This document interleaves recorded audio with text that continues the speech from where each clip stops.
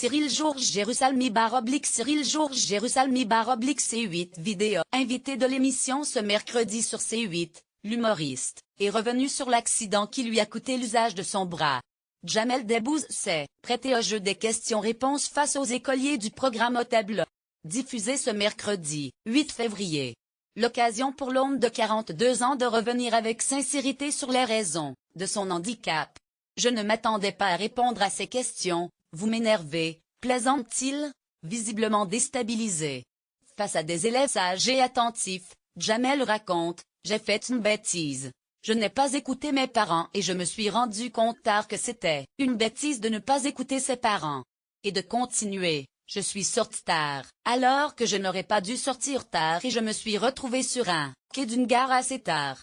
Je voulais gagner un peu de temps. J'ai vu le bus passer et je ne voulais pas le rater.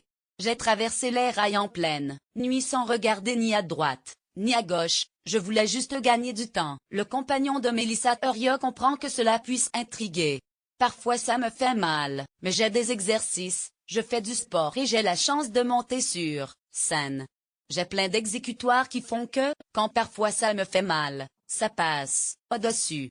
À la fin de son récit, le père de famille a affirmé que cet accident, qui a coûté la vie à l'un de ses amis, avait influencé tout le reste de sa vie.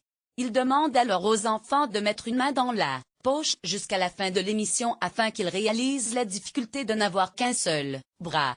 Tu réfléchis complètement différemment. Tu orientes toute ta vie. Je ne pouvais être ni plombier, ni électricien. Même porteur une poubelle, je n'aurais pas pu le faire. Il a fallu que je trouve un métier à la mesure de mon handicap et j'ai eu la chance extraordinaire d'avoir cette passion qu'est le théâtre. Mon handicap ne posait plus de problème à ce moment-là, conclut-il. Du côté des audiences, le programme a rassemblé 564 000 curieux devant leur télévision.